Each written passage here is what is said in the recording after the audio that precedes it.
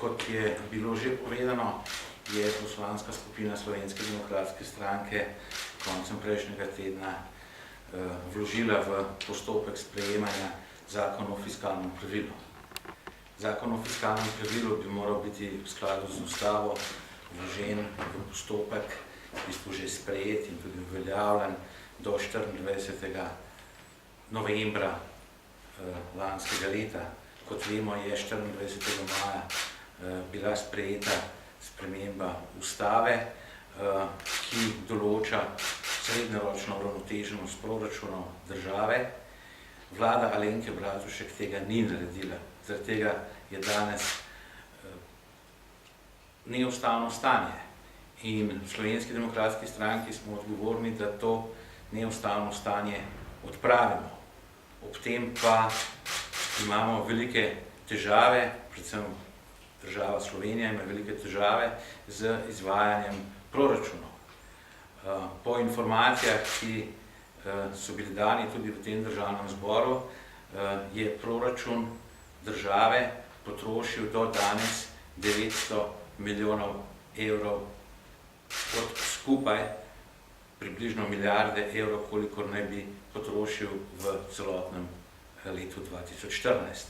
Z drugimi besedami, odhodki naraščajo, po drugi strani prihodki ne naraščajo v takšni meri, kot bi morali ob takih odhodkih, in zaradi tega seveda prihajamo v neuravnoteženo stanje proračuna in zato je sprejem zakona o fiskalnem pravilu nujno. Ne samo zato, da odpravimo neustavno stanje, ampak tudi zato, da javne finance pripeljemo v red, pripeljemo v takšno stanje, kot smo ga obljubili v skladu z ustavo, kot smo ga predvideli v skladu z ustavo in kot ga dejansko obljubljamo tudi evropskim inštitucijam. Ta zakon je nastal v okviru delovne skupine, ki je bila ustanovljena na pobudo vseh predstavnikov parlamentarnih strank na skupnem sestanku. Ta delovna skupina se je večkrat sestala, 5krat, 6krat se je sestala in dejansko pripravila zakon oziroma tiste temeljne rešitve, ki so najbolj pomembne. Žal pa je tudi v tej delovni skupini seveda prišlo do razhajanj, predvsem glede tempa odpravljanja proračunskih primanjkljajev v državi in predvsem tudi glede tega, ali še vedno imeti politiko večjih odhodkov in porabiti tudi nekaj tistega, kar ne ustvarimo, ali dejansko porabiti le tisto, kar država ustvari. Ker med koalicijskimi strankami ni prišlo do uravnoteženosti, do tega, da bi se vse stranke strinjale glede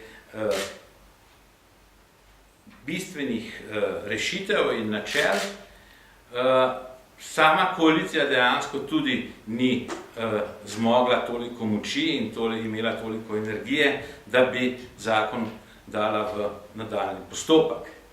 Zato je zakon v bistvu obstal na Ministrstvu za finance, tudi vlada Alenke Bratušek ga ni obravnavala, kar je seveda izredno slabo in državo je pripeljala v neustavno stanje.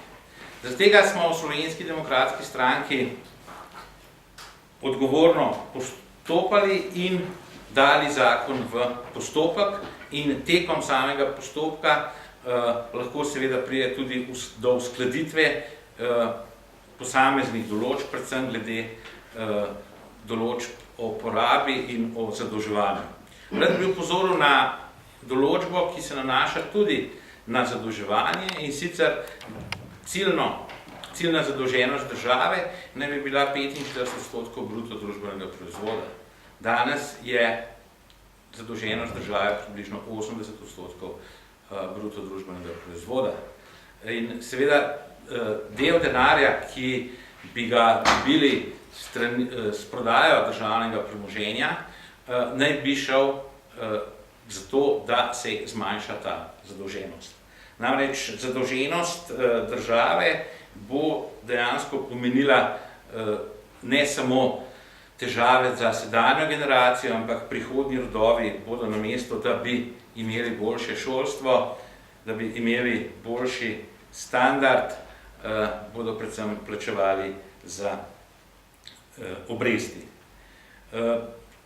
Zakon določa vse tiste elemente, ki so potrebni za to, da država doseže uravnotežene proračune.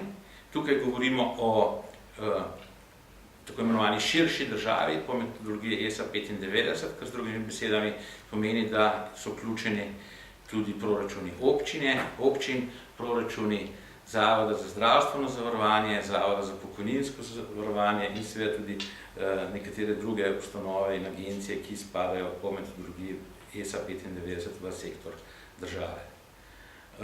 Za izračunavanje uravnoteženosti oziroma neuravnoteženosti proračunov bodo izhodišča makroekonomski podatki. Določene so v zakonu tudi izjemne okoliščine, ki nastanejo na podlagi naravnih nesreč lahko ali seveda zaradi gospodarskega položaja. Določena je tudi metodologija v zakonu, kako se odpravi neuravnoteženost proračuna, in sicer to je približno ne bi se odpravljalo 0,5% bruto družbenega proizvoda primanjkljaja letno. Zakon je dejansko operativen in bi se moral začeti uporabljati že s 1.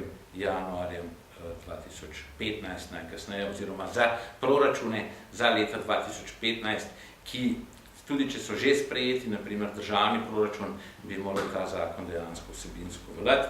Zaradi tega seveda pričakujemo, da bo prišlo tudi do popravkov oziroma rebalansov proračuna.